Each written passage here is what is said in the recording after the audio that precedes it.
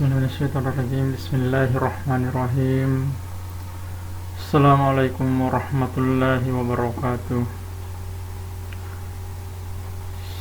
Selamat pagi dan salam sejahtera buat kita semua.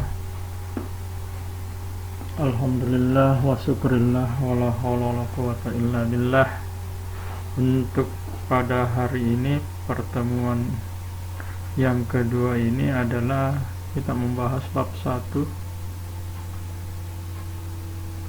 dan untuk di minggu yang kedua ini jam pertama, dan kita akan membahas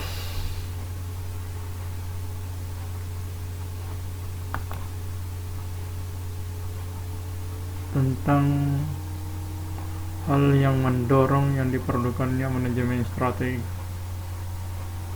Yang kedua adalah pemahaman dasar strategi.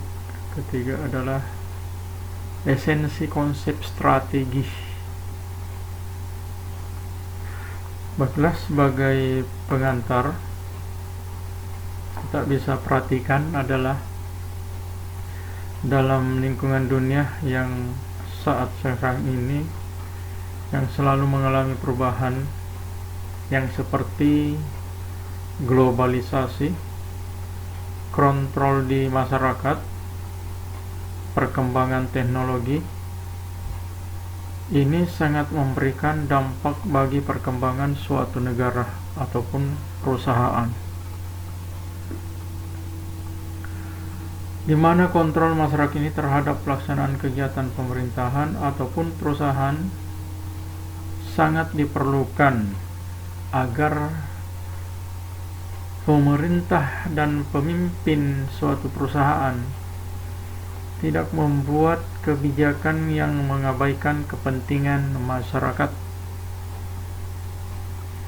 Untuk itulah dituntut adanya keselarasan antara kompetensi yang dimiliki perusahaan ataupun pemerintah dengan lingkungan yang ada di luar organisasi. Dalam hal ini di luar perusahaan dan di luar pemerintahan. Selain itu, kegiatan dalam pengambilan keputusan yang disesuaikan antara kemampuan yang dimiliki dan lingkungan yang ada di sekitar sangatlah diperlukan. Kesemuanya ini adalah merupakan hal yang mendorong diperlukannya manajemen strategik.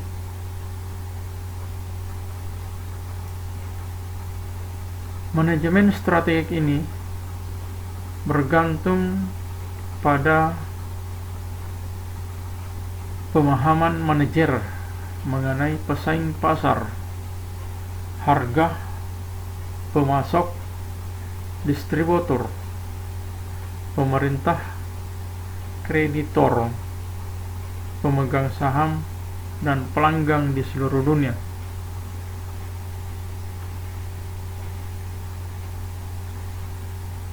Harga dan mutu dari produk dan jasa perusahaan harus dapat bersaing di seluruh dunia, bukannya hanya di pasar global saja. Di dalam hal ini, manajer sangatlah berperan utama dalam mengaplikasikan manajemen strategik ini. Dia harus memiliki pengetahuan yang seperti apa yang disebutkan tadi.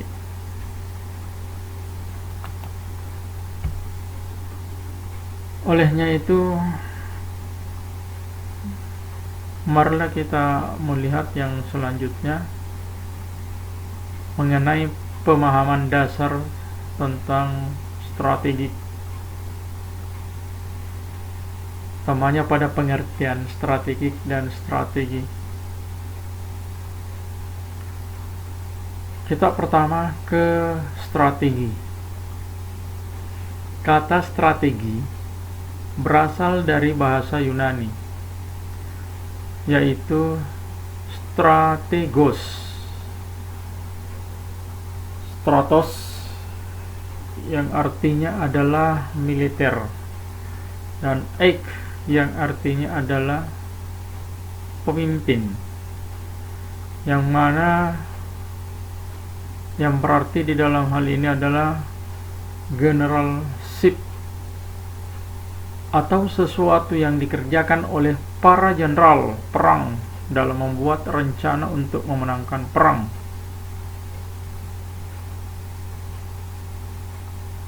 Jadi kalau kita lihat dari arti kata daripada strategik ini, boleh dikatakan bahwa yang pertama melakukan strategik itu adalah bidang ABRI, bidang tentara, di dalam memenangkan peperangan. Seperti yang dikatakan Clausewitz, strategi merupakan seni pertempuran untuk memenangkan perang. Jadi di dalam suatu perang itu memang kita harus memiliki dan harus mempunyai strategi, termasuk nanti pada organisasi-organisasi. Lanjut oleh Georg Steiner, strategi merupakan cara untuk mencapai suatu tujuan.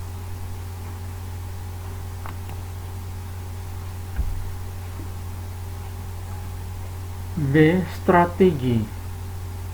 Strategik merupakan kata sifat yang menjelaskan implementasi strategi. Strategi berarti menjalankan strategi dengan perencanaan, memiliki target, waktu dan tujuan yang jelas.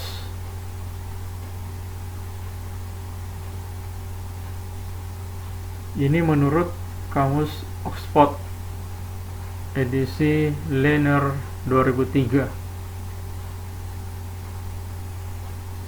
di mana dikatakan bahwa strategi itu adalah merupakan suatu perencanaan dan harus memiliki target dan harus memiliki waktu serta tujuan yang jelas. Strategi adalah tindakan yang menjawab pertanyaan besar. Ya, ada beberapa pertanyaan-pertanyaan di dalam strategi yang harus kita jawab. Apa yang menjadi pertanyaan itu? Satu, di mana kita sekarang? Berarti untuk penempatan strategi itu kita harus memahami di mana keberadaan kita sekarang. Setelah itu baru kita menyusun strategi-strategi. Yang kedua, setelah mengetahui keberadaan kita harus lagi bertanya kemana kita ingin pergi.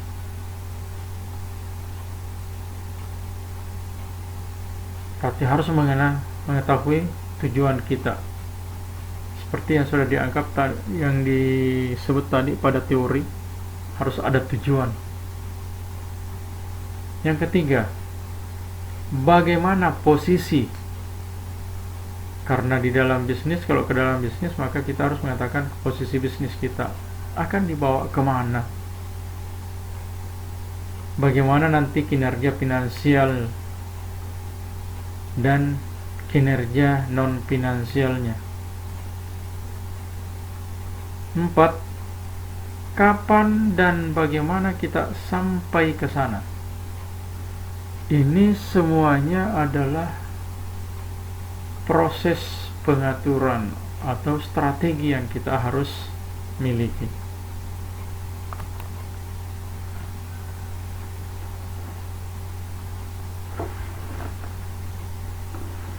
Sekarang kita lihat para ahli strategi menurut Clausewitz. 1. mempelajari hakikat strategi tidak terlepas dari nama seseorang tentang Prussia Karl. Yang kedua, Clausewitz memberikan konsep tentang strategi sebagai perang. Jadi kalau dikatakan tadi bahwa strategi berasal dari bahasa Yunani yang merupakan yang pada umumnya digunakan oleh tentara pada masa lalu, sampai saat sekarang malah memang tujuannya adalah strategi itu dipasang untuk kita berperang. Ya, karena di zaman perkembangan modern kita bukan hanya berperang dengan melawan musuh dengan menggunakan senjata. Tentu dengan bagaimana organisasi-organisasi itu mengembangkan organisasinya. Perusahaan-perusahaan itu bagaimana bisa dikembangkan dengan harus memiliki strategi. Dan bagaimana mengalahkan pesaing-pesaing kita. Seperti yang dikatakan Claude, perang sebagai ajang legal dalam penggunaan kekerasan dengan tujuan utama adalah mengalahkan musuh dan menaklukkan hingga bertekuk lutut. Jadi kalau bersaing dalam perusahaan, dalam bisnis, bagaimana kita menghabisi modal mereka?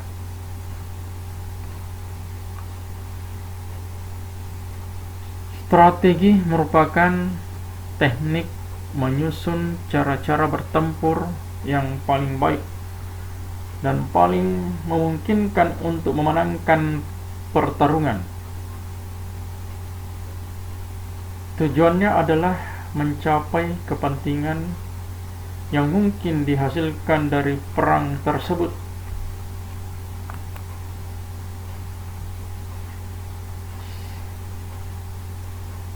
Seberapa modernkah strategi tersebut? Sun Tzu yang menganggap bahwa perang adalah goal atau tujuan, sementara Clausewitz justru berpendapat bahwa perang hanya tool atau alat yang digunakan untuk mencapai kepentingan politik.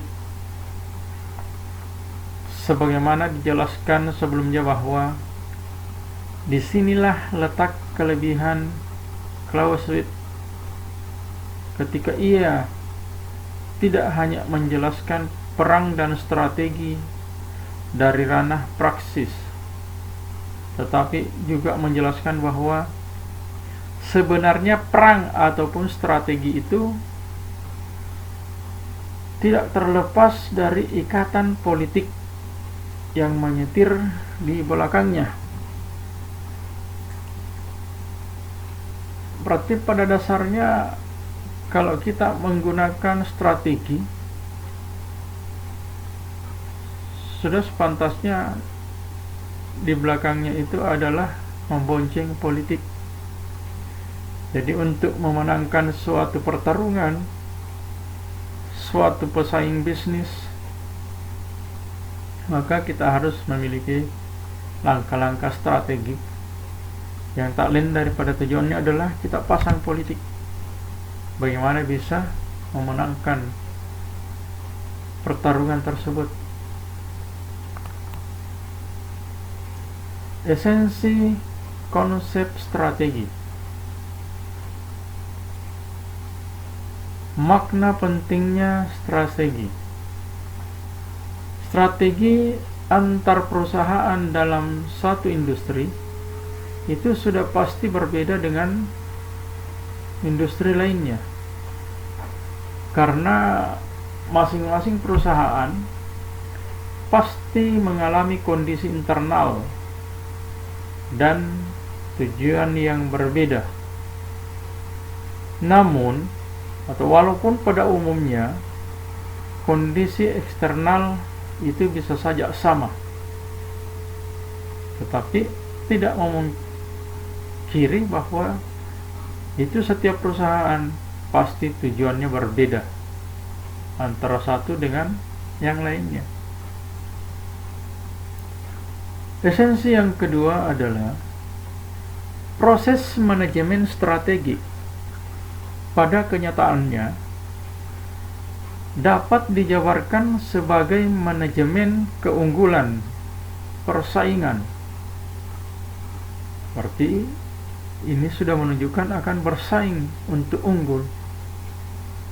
Yang mana itu adalah proses mengidentifikasi, proses mengembangkan dan mengambil keuntungan pada bidang-bidang bisnis tertentu, sehingga keunggulan bisnis dan kontinu dan real bisa didapatkan. Ini menurut Akhir 1992. Jadi kalau pendapat ini mengatakan bahwa proses manajemen strategi pada kenyataannya dapat dijabarkan sebagai manajemen keunggulan. Berarti dalam hal mengatur strategi itu kita sudah memang mempersiapkan diri untuk unggul. Konsep daripada strategi yaitu adalah mendeskripsikan umum yang akan dituju, mengembangkan strateginya dengan mencocokkan kompetensi inti dengan peluang industri. Artinya strategi itu pasti mendeskripsikan arah umum yang akan dituju, arah yang akan didatangi untuk mencapai tujuannya. Jadi harus ditentukan dulu. Kita harus mendeskripsikan apa tujuan-tujuan kita.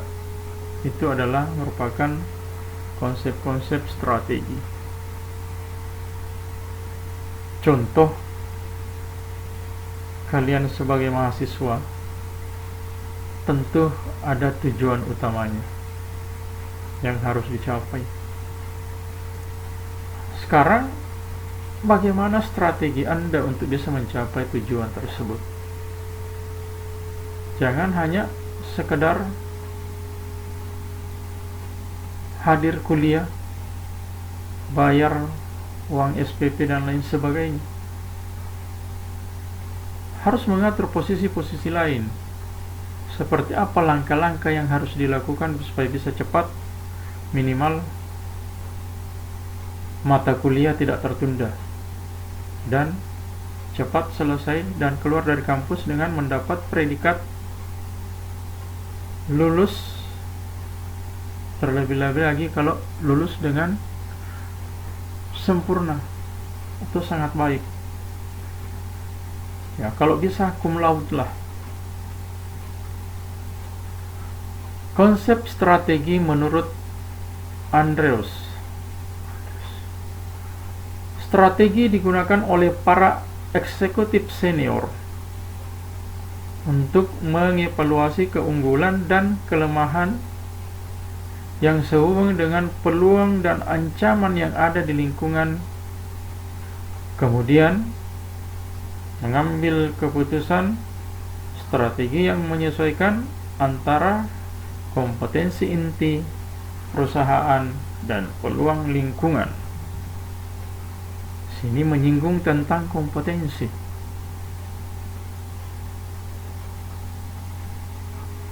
Kita mengatakan apa sebenarnya itu kompetensi?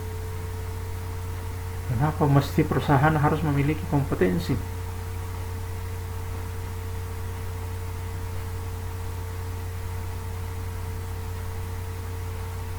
Ini adalah satu hal yang harus dipecahkan. Kenapa mesti perusahaan harus memiliki kompetensi?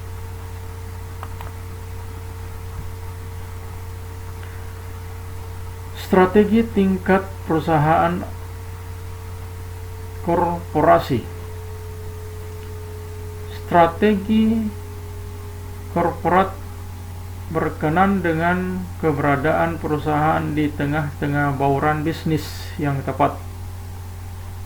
Oleh karena itu, strategi korporat lebih berkenan dengan pertanyaan di mana sebaiknya bersaing,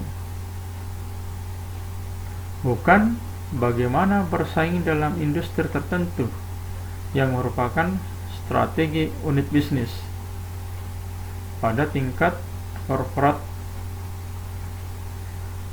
Masalahnya adalah, satu, definisi bisnis di tempat perusahaan akan berpartisipasi, dan yang kedua, penggunaan sumber daya antar bisnis.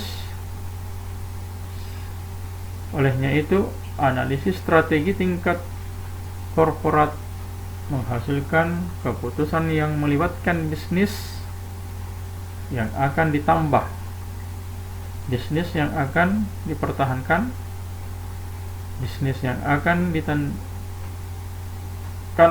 bisnis yang akan dikurangi peralihannya, dan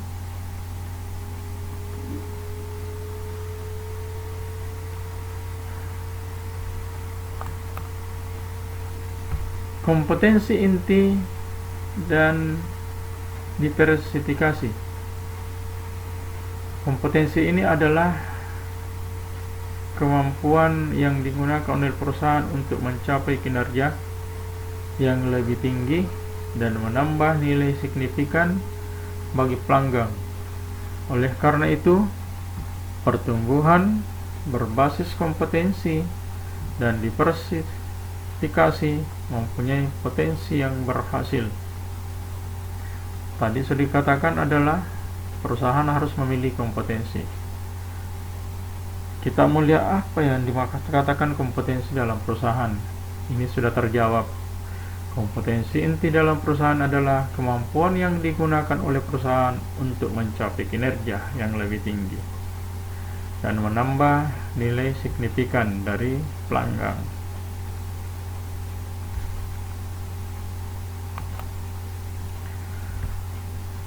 Mengimplementasikan strategi. Sistem pengendalian manajemen. Sistem pengendalian manajemen merupakan alat untuk mengimplementasikan strategi. Tiap organisasi harus memiliki strategi yang berbeda-beda, dan pengendalian harus disesuaikan dengan syarat strategi spesifik. Strategi yang berbeda memerlukan prioritas tugas yang berbeda. Faktor penentu keberhasilan pasti berbeda, termasuk keterampilan, perspektif, dan perilaku yang berbeda pula. Oleh karena itu, yang harusnya diperhatikan dalam desain sistem pengendalian adalah perilaku yang didorong oleh sistem yang ada dalam perusahaan, yang merupakan perilaku yang diperlakukan oleh sesuatu strategi, diberlakukan oleh suatu strategi atau tindakan.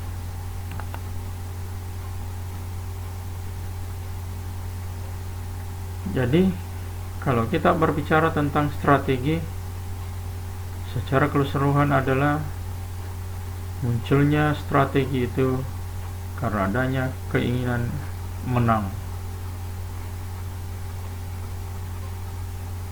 adanya keinginan berhasil dalam suatu usaha. Suatu organisasi mau tidak mau, kalau harus dan mau memiliki kemenangan, memiliki keberhasilan, mau maju dan tumbuh berkembang, mau sejahtera, harus betul-betul mapan menggunakan strategi dan harus memahami, bukan hanya sekedar mengatur, harus betul-betul apa yang harus dicapai, mau kemana, tujuannya kemana.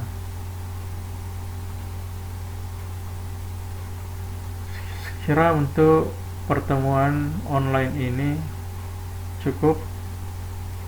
Untuk dalam penjelasan, kita lanjut dengan sesi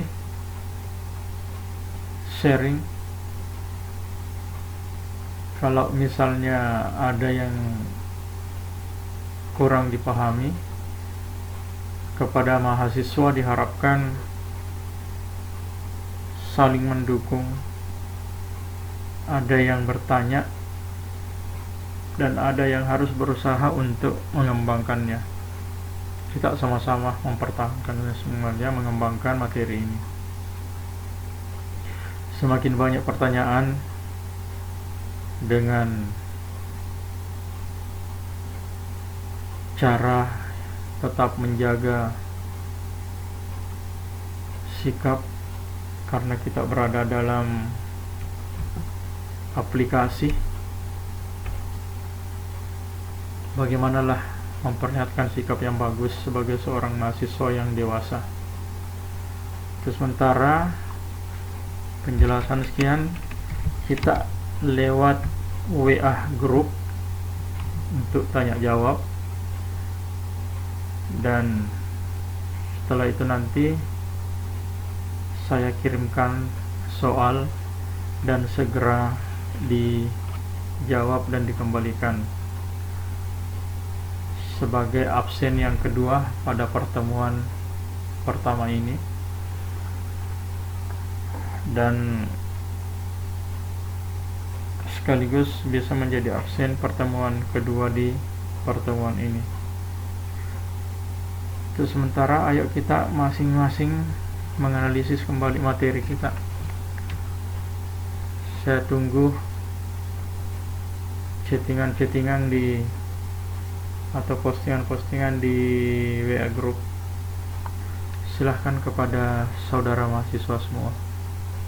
Terima kasih.